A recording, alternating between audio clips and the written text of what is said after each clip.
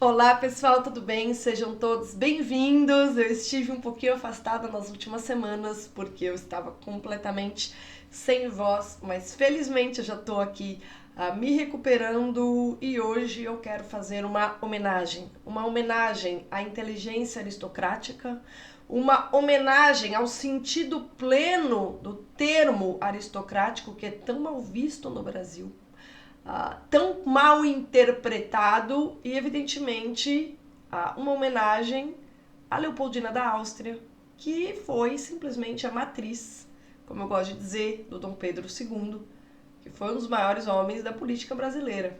Tá? A gente está na semana do bicentenário da independência e tanto o pessoal da Esmeril me pediu para eu escrever um roteirozinho para eles produzirem um carrossel para o Instagram. Aliás, se você não segue a revista Esmeril no Instagram, comece a seguir, porque o conteúdo lá é super interessante. Eu escrevi um carrossel sobre a Leopoldina. Ao mesmo tempo, o pessoal do Brasil Sem Medo me pediu também para eu produzir algo sobre a Leopoldina. Então, na semana que eu estava sem voz, eu aproveitei o momento de adorável silêncio para rever a vida dessa personalidade, que foi a Leopoldina da Áustria. A gente tem 3 figuras fundamentais ligadas à independência do Brasil, 4. Dom João VI, Dom Pedro I, Leopoldina da Áustria, a Dona Leopoldina, e o José Bonifácio. Então, são as 4 figuras centrais do processo de independência. Mas, como Dom João VI está em Portugal, a gente fala, tá, mas aqui no Brasil é o trio de ferro da história brasileira. Dom Pedro I, Leopoldina e José Bonifácio. Então, eu fui reler algumas das cartas da Leopoldina, a gente tem hoje, para contar, para poder produzir aqueles trabalhos. E eu fiquei imersa nessas leituras na semana passada e ao longo do final de semana. Tá? E aí eu aproveitei e falei, quer saber? Eu vou aproveitar que eu andei na boa companhia da Dona Leopoldina, que foi a primeira mulher realmente a exercer poder no Brasil, tá? A gente fala, governar não é o termo exato, é exercer poder, porque ficou como regente, representou Dom Pedro I em alguns momentos no conselho, e mais do que isso, né, teve influência, teve um papel político. Ela representou uma aliança sólida com simplesmente a herdeira da maior monarquia católica da Europa. Então, assim, o papel dela na história do Ocidente, o papel na história política moderna não é pequeno, é extremamente relevante. E foi nossa primeira imperatriz. Então ela nos oferece um pretexto maravilhoso para a gente entender isso que eu estou sugerindo aqui como título, uma inteligência aristocrática a serviço do Brasil. O que é uma inteligência aristocrática? E o que é o serviço? E por que uma inteligência aristocrática em serviço por um país foi algo tão relevante para isso que a gente chama de política, tá? E por que, quando a gente perde a memória das grandes figuras que moldaram o nosso passado, a gente tem a impressão que o Brasil não tem futuro. A gente está num momento de mediocridade absurda, mas nem sempre foi assim. A gente está num momento em que a burrice ela perpassa todas as esferas da política. Como eu falei para vocês num vídeo recente, eu não tenho mais paciência para ouvir comentário. Nem dos propagandistas comunistas, nem de outros lugares. Porque todo mundo se deixou contaminar pela tática comunista da propaganda. E isso é muito ruim para a consciência política de um povo, porque a verdade é a única arma com a qual a gente bate o comunismo. É a verdade. E olha que engraçado. A verdade, convicções e muita inteligência foram os ingredientes que preservaram o Brasil no século XIX da sanha revolucionária que tomava a Europa, derrubava monarquias e criava uma estabilidade política muito forte. Estabilidade essa que se refletia, evidentemente, no Brasil, porque naquela época o Brasil era um reino, era parte, né, do reino de Portugal, Brasil e Algarves. Então o Brasil era um componente de uma monarquia católica europeia também. E é evidente que essas atribulações eram sentidas aqui. Mas, de alguma maneira, aqueles a quem cabia conter essas atribulações em nome da estabilidade, porque o pessoal acha muito bonito ficar falando de ideais isso, ideais aquilo, mas o que o povo precisa para viver bem é estabilidade. Qual é o maior problema do Brasil hoje? É a instabilidade, né? Qual? Jurídica. Pois é. Nós nem sabemos mais quais são as leis que nos regem. A gente não sabe o que pode acontecer amanhã conosco. Se a gente falar uma palavrinha que algum juiz não gostar. A instabilidade gera insegurança psicológica. A instabilidade política, a instabilidade do ponto de vista das leis, gera uma insegurança psicológica violenta. Então, a estabilidade é o grande componente de uma política sólida, de uma política de que um povo se orgulha.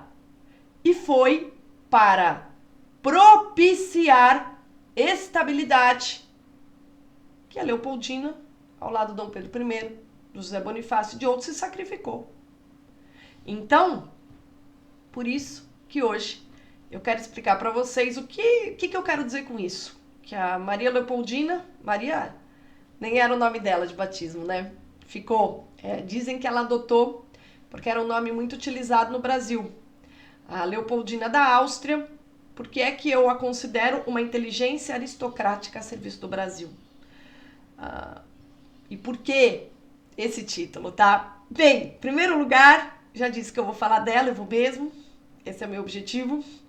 Segundo, de que perspectiva? Não estou preocupada com a vidinha dela, como é que foi, com o Dom Pedro I. Pouquíssimo preocupada. Eu deixo essas porcarias pra Globo, que precisa de produzir entretenimento pra gente que gosta de novela. Aqui eu sei que vocês gostam de coisa mais séria, coisa mais interessante, coisa que vocês podem levar pra vida, né? Não aquela distração idiota que simplesmente tira a sua atenção com relação às coisas importantes da vida. Eu sei que aqui vocês estão interessados em compreender, não em serem distraídos por bobagens.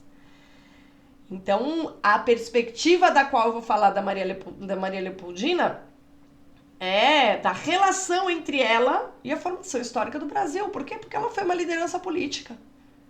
A vida toda dela era política. O sentido da vida dela era ser um peão, ou no caso uma rainha, que ela estava muito acima de ter um papel secundário, né?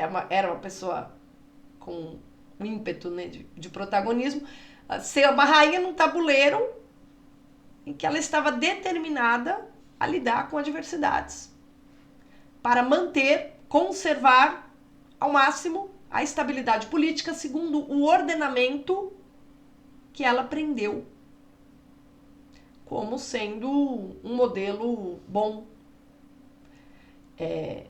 Então, quais são os componentes dessa relação? Da relação entre a personalidade da Maria Leopoldina e a formação histórica do Brasil. Quais são os dois componentes que ligam a pessoa da Leopoldina da Áustria à história do Brasil? Os dois componentes são: 1, inteligência aristocrática, e 2, serviço. E vamos começar falando o que são essas duas coisas. Eu queria definir esses conceitos para vocês, porque, como eu falei logo no comecinho, a palavra aristocrática, ela faz elevar a coluna de muita gente. Graças a Deus, nunca me deixou desesperada. Eu acho uma coisa extraordinária. A palavra aristocracia, eu acho que é uma palavra que ela deve ser recuperada, e nós devemos tê-la como modelo, tá? Aristos vem do grego. O termo ariston significa melhor. E se ele é precedido de um artigo definido, ele significa o melhor. Então ele pode ter um valor de comparativo ou de superlativo, tá? A gente tem, então, assim como em português a gente tem os bons. Esse homem é melhor do que esse. E aqueles homens são os melhores de todos. Em grego também a gente vai ter essa relação. E aristoi, os melhores. E esse melhor, na cabeça de uma pessoa pobre de espírito, de um marxista idiota, está sempre relacionado a dinheiro. Primeiro porque eles só pensam nisso. né? Acham que a vida termina aqui, não tem valor para eles, não existe propósito, não existe serviço. Não tem. É uma cabeça muito ruim. É uma cabeça muito ruim. É uma cabeça de gente que acha que absolutamente tudo o que diz respeito à experiência humana está vinculado às sensações, a tudo que é imediato, né? As necessidades físicas, as paixões, a ambição, quer dizer, tudo aquilo que reduz o ser humano ao animal, né? O lado que nós devemos controlar por meio da faculdade da inteligência, os marxistas acham que é tudo que existe. Então a cabeça deles é muito ruim. Estou dizendo para eles próprios, né? Quando nós nos colocamos sob sua orientação, nossa vida fica ruim também. Por isso que a gente deve deixar ela longe. A distância que a gente deve tomar do marxismo é porque ele empobrece a experiência humana. Ele empobrece a existência humana, ele empobrece a noção de sentido da condição humana. A leitura, a interpretação que você vai ter de sentido da vida é a porcaria se você tiver com os marxistas, tá? É aquela visão pragmática de quinta categoria, onde não há nada de transcendente, ou seja, não há nada para além deste mundo pelo qual vale a pena viver. Sendo que, na visão clássica, esse mundo, em grande medida, tudo aquilo que é imediato, é uma ilusão, porque só é possível encontrar valor e compreender tudo isso que é imediato e está ao nosso redor quando a gente tem consciência do que é invisível e mediado, conhecido pela mediação da inteligência. Aquilo que a gente conhece pela inteligência nos ajuda a compreender esse turbilhão que nos arrasta de tal modo que aí sim a gente consegue, numa escala correta de hierarquia, diferenciar na ordem dos valores o que tem mais valor que não tem. E o que é transcendente tem mais valor do que é imediato, passageiro e transitório. Ponto final. Tá? Nesse sentido, na visão marxista, você não tem nem valor. Mas a influência do marxismo na cultura gerou aversão à palavra o melhor, mérito, aristocracia, aristos, tá? A gente, quando a gente fala os melhores, na cabeça do marxista só pode estar relacionado a dinheiro, porque tudo que eles veem é matéria, né? Poder. Agora, e se a gente tiver pensando de uma perspectiva em que há transcendência, que a transcendência é uma dimensão essencial, vital, prioritária e mais importante na escala dos valores do que a dimensão da imediatez, se essa for a visão de mundo que nos guia, aí é coisa diferente. Por quê? Porque o melhor é justamente a pessoa que supera aquilo a que todos estão determinados. Então, por exemplo, todos nós estamos determinados. A gente é um reflexo da nossa natureza frágil ter medo. Quem é o melhor? É aquele que controla mais o medo. E aí há uma série de técnicas para isso. E uma maneira de controlar o medo, sobretudo no caso dos soldados, é treinar para combater inimigos com dignidade, com força, com honra. Dizendo, eu não te temo. Bom, claro que sempre fica um medo ali, mas como você encontra maneiras de enfrentar o inimigo, você tem também um fundamento sólido para diminuir, pelo menos controlar o seu medo. Ele não desaparece, mas você consegue contê-lo, você consegue agir apesar dele.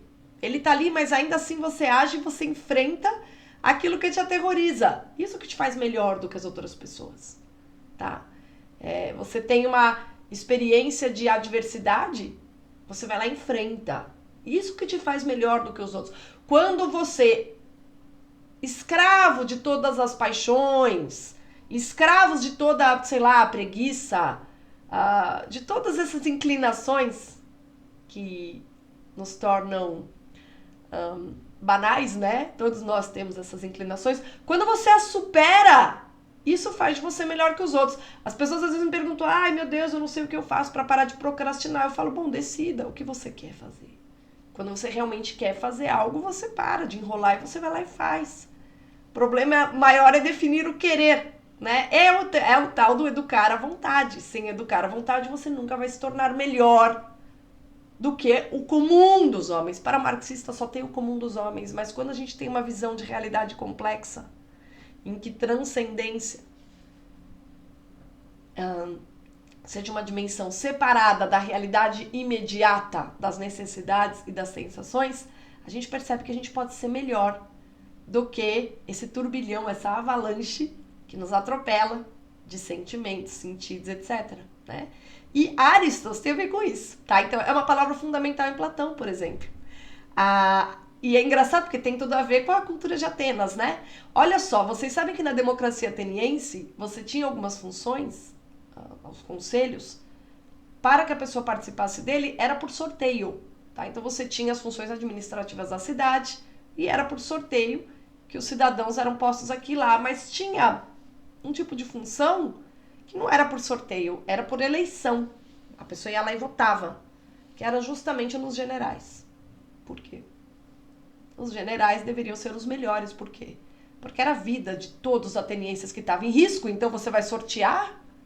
Você não vai colocar na mão da sorte a vida de toda uma população, né? Você vai lá e você vai votar em aquele que você reconhece que é o melhor, que é aquele que realmente vai salvar a sua pele, vai se pôr a serviço de salvar a sua pele, tá? As pessoas têm uma visão errada da aristocracia também, porque vem essa visão marxista estúpida, que manchou nossa historiografia, né? Ela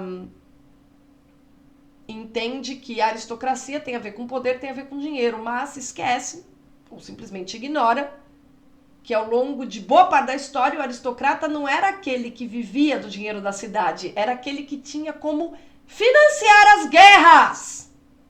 O aristocrata financiava as guerras, tá? Por que você votava num general saído da aristocracia, das famílias realmente as melhores e as famílias mais preparadas ali de Atenas? Por que você votava nessas famílias, nesses homens para serem generais? Porque eles tinham tempo disponível para estar a serviço da cidade. Os artesãos, a classe comercial, os trabalhadores, os escravos, todas essas pessoas, elas estavam imersas nos serviços cotidianos que fazem a cidade funcionar, na tal da esfera econômica.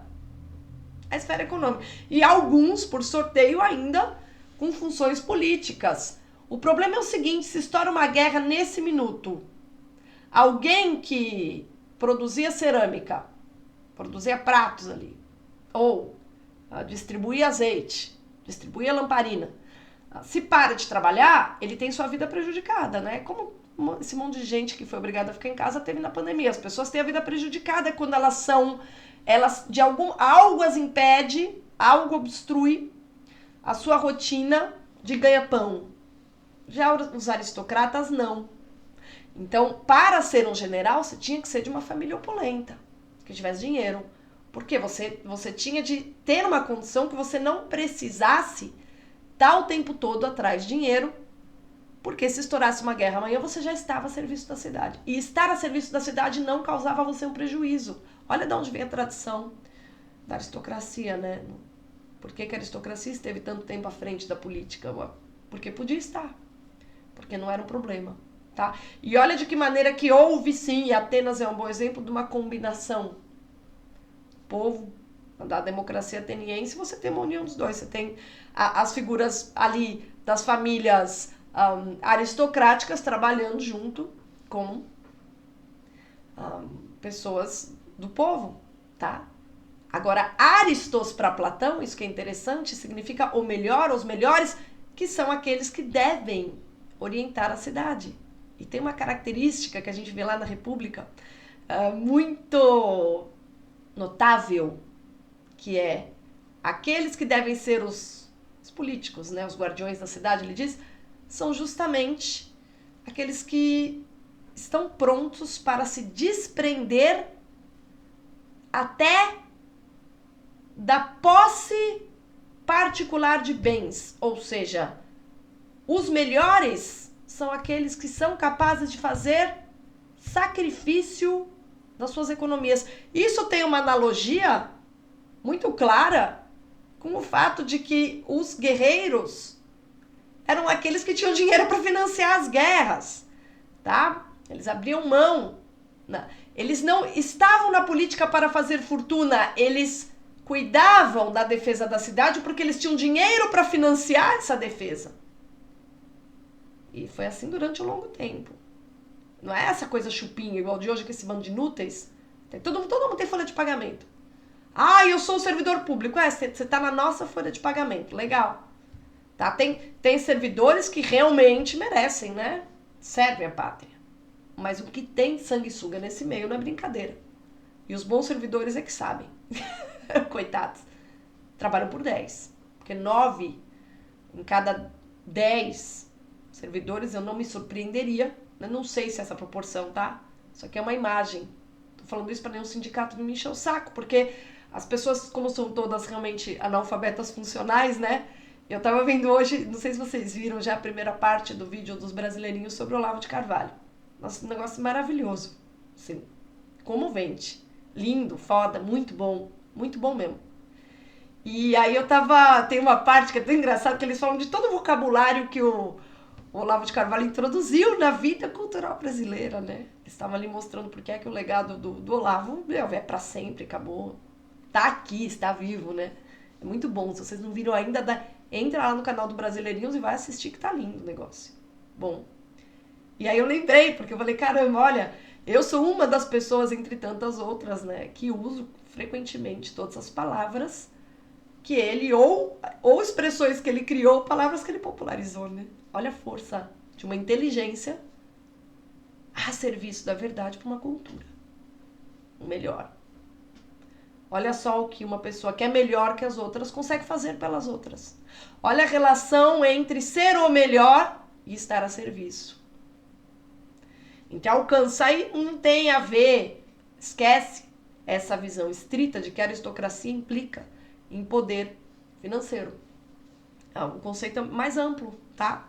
O conceito é mais amplo. Para vocês entenderem a Leopoldina, o que ela foi, como ela foi formada, por que ela foi educada da maneira que ela foi educada, por que ela foi preparada como ela foi, e por que ela fez o sacrifício que ela fez, vocês têm que entender o conceito de aristocracia e de inteligência. E essa expressão que eu estou dizendo aqui, inteligência aristocrática. O que é, então, uma inteligência aristocrática?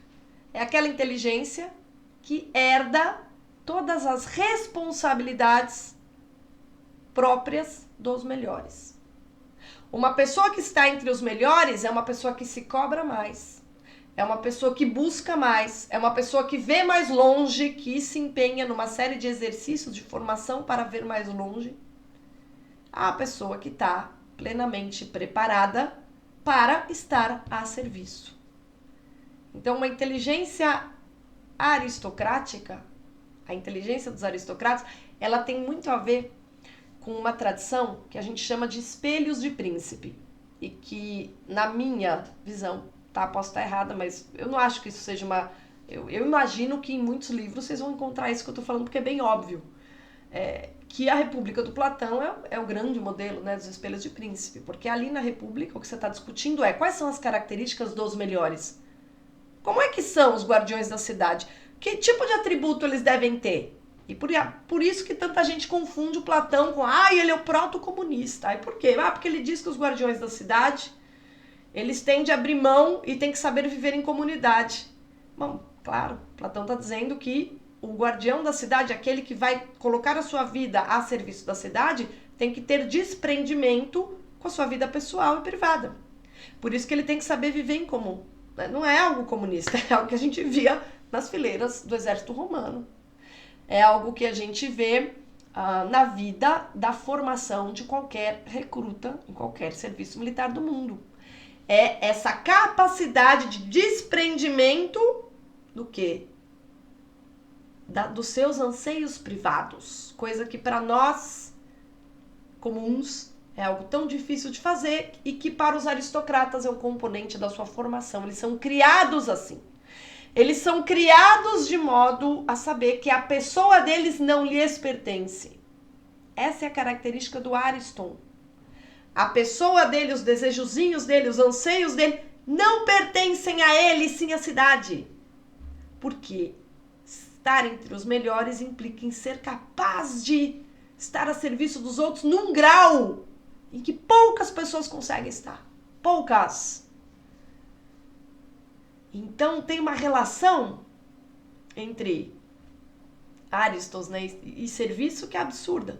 E os espelhos de príncipe, que é um gênero literário que você encontra na Idade Média toda, sobretudo ali a partir da Baixa Idade Média, no Renascimento. Até o livrinho do Maquiavel, O Príncipe, ele é um resquício dessa tradição, só que de uma maneira muito perversa, porque os espelhos de príncipe são tratados que contêm uma série de conselhos quanto a esta dificuldade absurda que os aristocratas sempre tiveram com a qual os aristocratas sempre tiveram de lidar, que é de saber que a pessoa deles não lhes pertencia. Que a vida deles, o viver deles, o sentido da vida deles era o serviço. Era o estar a serviço de. Tá? E a inteligência aristocrática é justamente você ter uma grande inteligência que foi moldada para estar a serviço. A aristocracia europeia, em vários dos seus momentos, europeia eu tô falando porque a gente está falando de Ocidente, a gente está falando da Leopoldina, ela veio desse lugar, é óbvio. Nós estamos ligados à tradição ocidental, cujo berço é a Europa. A aristocracia europeia, a gente percebe que tinha, então, essa noção essa responsabilidade civil, né, durante muitos séculos. A tal ponto que, como eu disse, não eram pagos, eles eram pessoas que tinham dinheiro para financiar as guerras. Os Habsburgos, que é a família de onde vem a Leopoldina, para vocês terem uma noção, eles começam... Olha, veja só, vamos primeiro entender o que foi o Sacro Império Romano Germânico. Lembra do livro do Olavo, Jardim das Aflições, que ele diz que a história assim, do Ocidente é repetir, política, né? Repetir a grande façanha que foi o Império Romano? Pois é, na Europa, final ali, já na Alta Idade Média, por volta de 800, 900, a gente tem a criação de um novo império, ou seja, uma espécie de confederação de estados, uma grande liga, né? Ligada a uma religião especial, essa religião é católica, por isso Sacro Império, então ele é um império, que tem uma base religiosa. Romano-germânico, por quê? Porque ele está estabelecido na Europa Central, então ele é algo feito pelos germânicos, os povos germânicos. E por que romano-germânico? Porque eles se consideram herdeiros de Roma. Bom, o Sacro Império Romano-Germânico, ele dura do ano 962, tá? Antes do ano 1000, hein? Até 1806. A gente tem um milênio quase de duração. Quase um milênio de duração. Olha o nível de estabilidade do Sacro Império Romano-Germânico. Não era uma gente sem cultura política, né? Era uma gente que tinha alguma noção do que era política, tá? Por quê? Porque eles conseguiram aquilo que define ser bem-sucedido em política, que é a estabilidade, a duração. A duras penas, claro, com vários momentos de adversidade. Os Habsburgos foram uma família extremamente importante nesta confederação de estados da Europa Central e eles tiveram relevância no Sacro Império Romano-Germânico desde o século XIII. E mesmo quando o Império se dilui por causa das guerras napoleônicas em 1806, um pouquinho depois da Leopoldina nascer, a Leopoldina, ela nasceu, é muito engraçado, ela nasceu 4 anos depois que a Maria Antonieta, que também era uma Habsburgo, né? A Maria Antonieta foi guilhotinada. E a Maria Antonieta, ela era tia-avó da Leopoldina, da nossa imperatriz, tia-avó. Então a Leopoldina era escolada. Ela sabia exatamente que ela estava fazendo aquilo que ela precisava evitar. Ela teve a tia-avó decapitada. Tá? Tudo bem que a Maria Antonieta era uma Habsburgo complicada. Tanto que a mãe dela, a gente vê na correspondência da Maria Antonieta com a mãe, que a mãe tenta guiar ela politicamente, mas ela não ouve. A Maria Antonieta, ela não tinha uma inteligência tão refinada quanto a Leopoldina, né? A gente vê também, se a gente comparar a correspondência da Maria Antonieta com a mãe, que era a imperatriz suprema do Império, Maria Teresa, e a gente compara a correspondência da Leopoldina com o pai, a gente percebe o nível, a diferença de inteligência. A Leopoldina era muito mais inteligente. Ela entendia exatamente o papel dela, ela tinha uma consciência absoluta que o papel dela era a conservação da dinastia. E do maior orgulho dessa dinastia, que era ter ajudado a manter durante quase um milênio um conjunto de monarquias católicas. Então ela vem com esse peso nas costas, tá? Mesmo depois que o Sacro Império Romano Germânico, 1806, né? A Leopoldina nasceu em 1797, 4 anos depois da Maria Antonieta ter perdido a cabeça. E alguns anos antes, né? Menos de 10 anos antes do Sacro Império Romano Germânico ruir por causa das guerras napoleônicas, que são a continuação da Revolução Francesa. Mesmo assim, que em 1806 o Sacro Império ele cai, vocês sabem, né, que a irmã da Leopoldina, a irmã que era confidente dela, que ela adorava, foi meio que sacrificada, porque ela foi casada com Napoleão num movimento diplomático do Frederico I, que é o pai delas, né? Casar minha filha com Napoleão para justamente preservar a integridade da Áustria. É uma aliança detestada pelos Habsburgo. Uma aliança que a mãe da Leopoldina, que era italiana, odiou. Queria morrer. A avó delas, então, vocês têm que ver as cartas. Pelo amor de Deus, aguentar esse cara. Você quer sogra, não gosta do seu genro? Lembre-se que a avó delas teve que aguentar, veja, o Napoleão. Que aristocrata europeu queria ter o Napoleão como genro, pelo amor de Deus? O Napoleão, que ele devastou essa estrutura, esse ordenamento político que eram as monarquias católicas na Europa. Herdeiro da Revolução que ele foi, de uma maneira magistral, porque ele era inteligentíssimo, né? E organizado. E teve um grande modelo, que ele é herdeiro, assim, de um sujeito como Richelieu, que foi alguém que também foi capaz de fazer a França sobreviver comprimido entre duas pontas do Sacro Império Romano Germânico, que era a Espanha por aqui e a Europa Central pelo outro lado. Então o Napoleão, ele não é um cara... Assim, ele tem alguns modelos que ele segue, tanto dos homens romanos, algo ali do Richelieu, que ele acumula prudência, porque era um homem brilhante. Além da sua genialidade, ele era alguém que tinha capacidade de previdência, né? Por mais que fosse impetuoso, entendeu? Então ele tinha vários talentos políticos, mas não era aquele com quem um aristocrata ia querer fazer aliança, mas nunca. Mesmo assim, os Habsburgos fizeram, pela conservação do reino, pela conservação do império ali austro-húngaro. Do que ficou, né? Porque a gente desfaz a grande coalizão, que era o Sacro Império Romano Germânico, ela não desfaz em 1806, eles têm que sobreviver politicamente, ele faz aliança. Uma das filhas casa com Napoleão. A gente está falando aí de uma dinastia que até o século XX estava na política, tá? Então os Habsburgos, eles são protagonistas da política da Europa Central do século XIII ao século XX. São 7 séculos. Não é pouca coisa. Mas todo esse peso, toda essa tradição, todo esse conhecimento, vocês sabem como é a relação entre os aristocratas, né? Grande parte do que eles aprendem é na observação direta das adversidades que a família toma, porque o lidar com problemas, com a política, com a estabilidade, é a essência da vida familiar. Eles não crescem e não vivem para os prazeres privados. Ai, meu propósito, ai, minha vocação. Não, eles nascem para o serviço, tá? E dizem, né, que foi inclusive a grande falha da Maria Antonieta. Ela nunca, não sei se é verdade, né? Até que certo, eu li algumas biografias da Maria Antonieta, e a gente percebe que nas biografias se acentua muito essa dificuldade que ela tinha de sacrificar-se, de abrir mão. Digamos que ela fosse uma personalidade muito focada nos pequenos prazeres privados. Tanto que a gente vai lá em Versalhes, a gente vê uma construção que é lá no meio do pátio, que dizem que era onde ela ficava, né? Ali o Petit Trianon é um lugar reservado.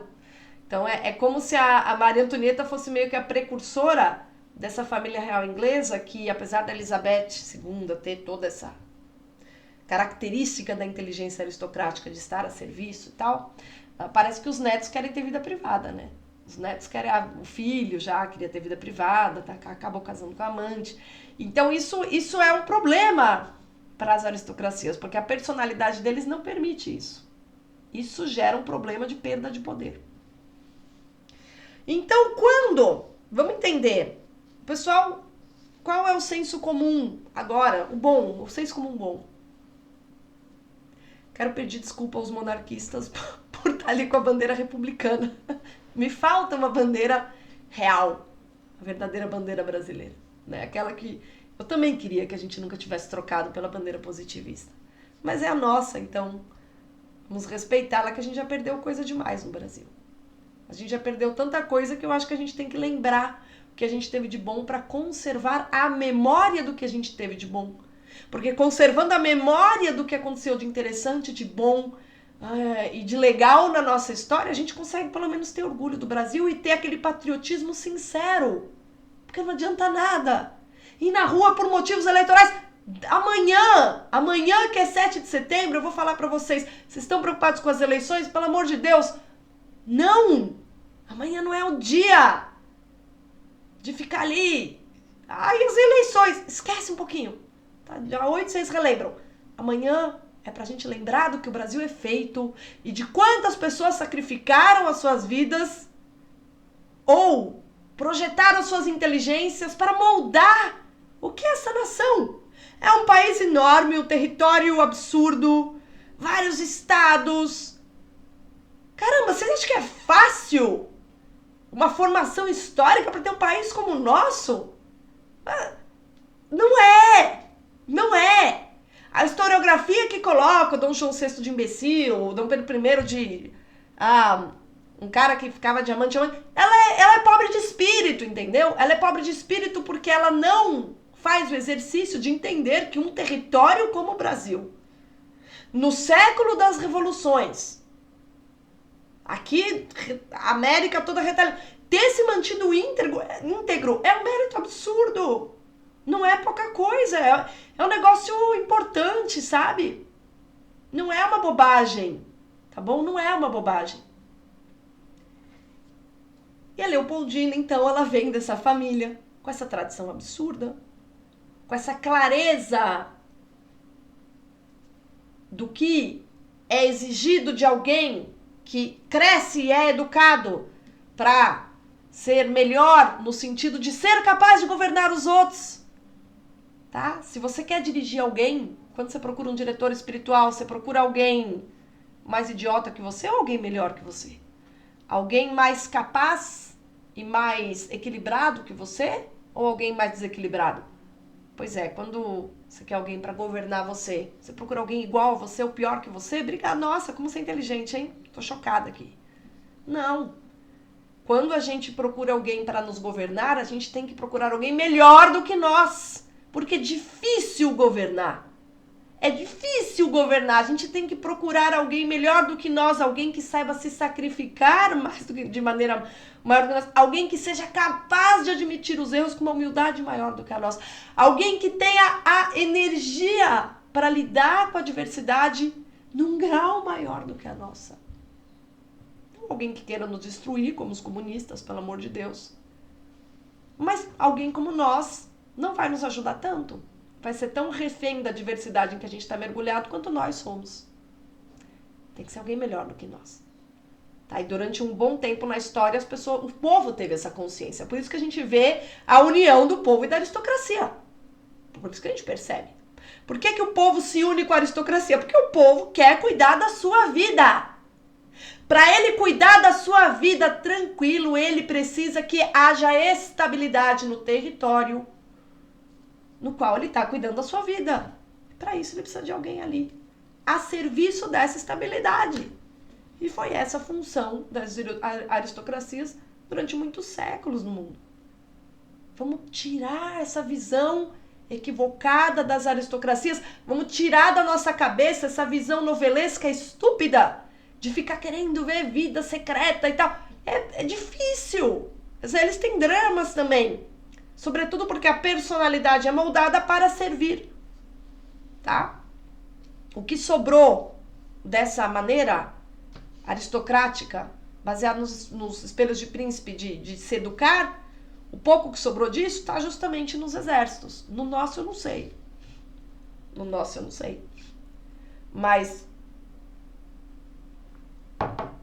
se você conversa com alguém que tem vocação para estar no exército, você percebe que a pessoa sabe se anular em prol de algo maior do que ela.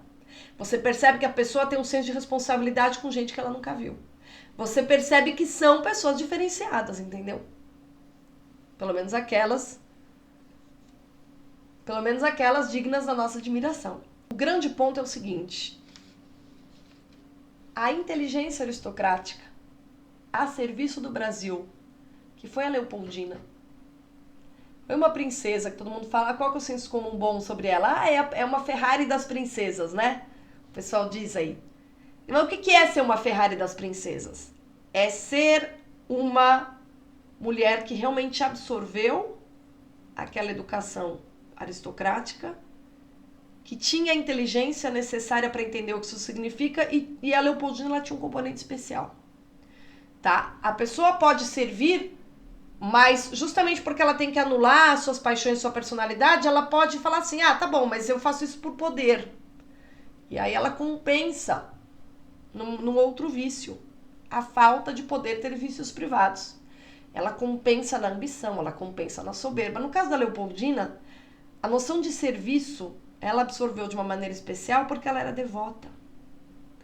A Leopoldina levava a religião a sério. A Leopoldina ela era considerada estranha na corte de Viena porque ela era austera. Ela tinha um jeito estoico de ser. Ela não gostava de ficar colecionando vestido, entendeu? Ela era bem diferente da Maria Antonieta. Ela não era do tipo de ficar fazendo cabelo, colecionando vestido e desfilando em baile. Não era a pegada dela. Além dela ser muito estudiosa e gostar de geologia, como todo mundo diz, tal, e de ciências, o que era até estranho para a mulher. Além de todos esses aspectos que o Dom Pedro II herda, né? Impressionante, falava vários idiomas e estudava e gostava mesmo. Né? Era dela, isso era da personalidade dela, né? Além de tudo isso, ela era devota. E ela dizia assim, o que eu aprendi de minha família, eu devo ser boa. O governante bom é aquele que é bom com o povo. E aí quando ela chega no Brasil, por que quando ela morreu teve aquela comoção nacional absurda? Mas ela é da Áustria, princesa da Áustria, mas teve uma comoção absurda porque ela chega no Brasil, ela entende que ela está aqui a serviço desse país, do Brasil. E o que ela faz? Ela imediatamente se coloca a serviço do povo. Então ela está no topo do palácio, mas o povo sabe que ela está a serviço do povo. Porque ela entende o que é estar a serviço, porque ela teve uma educação religiosa sólida e ela a seguia. Dá uma olhada ali na correspondência para você entender. Antes dela vir para o Brasil, ela já é devota, ela já é moderada, ela tem uma autoexigência moral absurda, então ela procurava se aprimorar, ser uma pessoa melhor. E ela era humilde, tá? Suficientemente humilde para entender o que estar a serviço, sem os vícios da soberba, do orgulho, da trapaça, que realmente são características que a gente observa, é claro, na história da aristocracia no poder, né? A pessoa tá ali a serviço, mas o lado dela, da ganância, tal, aflora. E aí a gente tem todas aquelas reviravoltas de corte, envenenamento, né? Disputa de poder, aquela coisa, né, que dá tanto material pra série que todo mundo gosta de ver, porque realmente a política, ela reflete isso que é o mundo, né? O universo da fofoca, da disputa de poder, das paixões desenfreadas, da dificuldade de ser melhor. Aqui também aqueles que são criados para ser melhores estão submetidos, porque a decisão de querer ser melhor é algo individual. E é algo que a Leopoldina pessoalmente fez. olhar por, fazer por, colocar-se entre parênteses, eu entendo, tá? Isso é uma interpretação minha, porque ela tinha essa devoção religiosa, real, sincera, não era pragmático, vou me pôr aqui de musa católica para fazer graça aqui para minha dinastia. No caso dela, não, era uma devoção sincera. A gente percebe nos diários, ela sabia se colocar a serviço. Então, além dela ter essa inteligência aristocrática, era alguém que sabia se colocar a serviço de um país. E foi essa mulher que foi tão importante para a independência do Brasil. Tá? Vocês vão encontrar em outros canais explicando como que ela teve essa importância. Eu queria só lembrar que ela pensava assim em voltar para a Europa, que ela sonhava assim em ver sua irmã de novo, que ela não achava que ela ia ficar para sempre no Brasil, e que ela nunca imaginava, quando ela casou com Dom Pedro em 1817, que a capital sempre seria no Brasil. Ela achou que a capital voltaria a ser Lisboa. Mas quando ela percebeu que as cortes de Lisboa estavam sob o assédio da Revolução Liberal, daquela ponta da Revolução Francesa, ela falou, não, vamos fazer esse arranjo aqui. A gente aceita ter uma Constituição aqui, e a gente mantém, a gente conserva a monarquia católica. A gente conserva a ordem, a gente estende a estabilidade que é feita desse mundo, desse modo de governo que eu conheço. A gente estende isso e de fato ela conseguiu. E o Dom Pedro II, ela, né, claro, junto com o genial José Bonifácio, que contribuiu de uma outra maneira especial, e o Dom Pedro I, todos eles juntos, mas esse é o papel da Leopoldina, tá? Um vídeo sobre ela, precisaria de um vídeo para cada pessoa que se envolveu ali. No caso, para ela, foi algo absolutamente tranquilo, sacrificar tudo aquilo que ela planejava para ela própria para conservar uma monarquia católica no poder. E isso aconteceu por mais de meio século, né? Por mais aí, a gente está em 1822, até 1890 a gente tem aí o Império no Brasil. E ela fez isso porque esse era o propósito, essa era a missão. A Leopoldina da Áustria foi essa inteligência aristocrática a serviço do Brasil. Pensem nas definições que eu comentei aqui. Eu vou deixar algumas sugestões de leitura aqui na descrição. Queria também dizer que, em homenagem à Semana do Bicentenário, a minha livraria está com algumas promoções interessantes sobre a história do Brasil. Entrem lá, procurem algo de interessante, informem-se, cultivem-se, descubram as joias da nossa história. Descubram os grandes exemplos políticos que devem guiar a nossa exigência pelos governos futuros. O Brasil já foi primeiro mundo e foi o filho dessa mulher cuja personalidade eu tentei descrever aqui, que governou o Brasil enquanto ele foi primeiro mundo. Será que a gente está destinado a ser sempre essa desgraça? Eu acho que não. Se nós todos quisermos, nós podemos ser maiores. Nós podemos ser melhores. Basta estar a serviço do que é bom, do que é correto, do que é verdadeiro, do que é melhor. Muito obrigada pela companhia e até a próxima.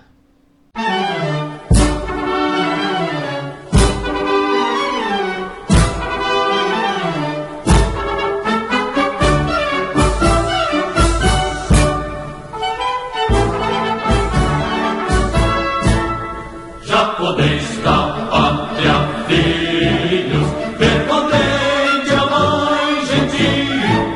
Já raiou a liberdade no horizonte do Brasil.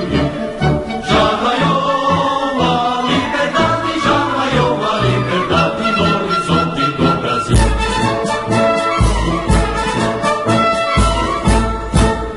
Brava gente brasileira, onde vá, temos servir, ou ficar a pátria livre, ou morrer pelo Brasil, ou ficar a pátria livre, ou morrer pelo Brasil.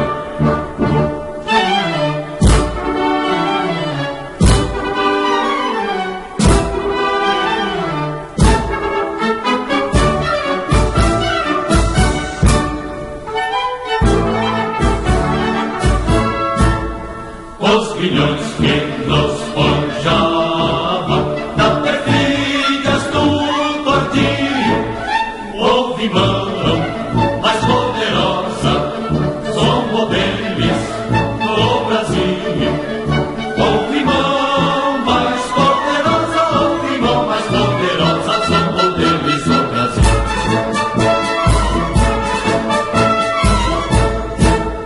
Brava gente brasileira, onde vá, temos servir, ou ficar a pátria livre, ou morrer pelo Brasil. Ou ficar a pátria livre, ou morrer pelo Brasil.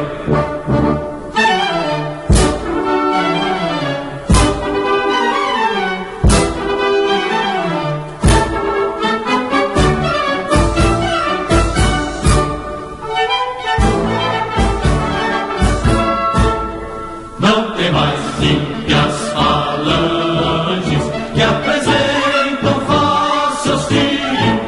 Vossos peitos, vossos braços são muralhas do Brasil. Vossos peitos, vossos braços, vossos peitos, vossos braços são muralhas do Brasil.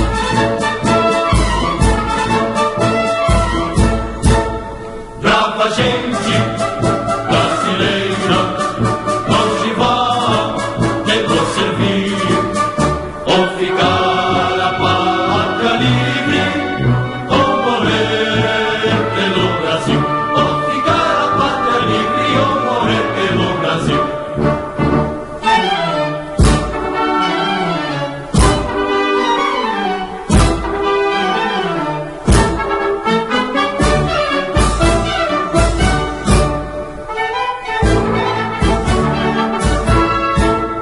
Parabéns, ó brasileiros, já com garbo varonil do universo, entre as nações, resplandece alô Brasil.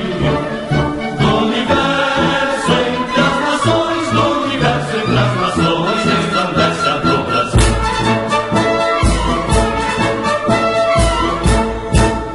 Brava gente brasileira, onde vá, temos servir,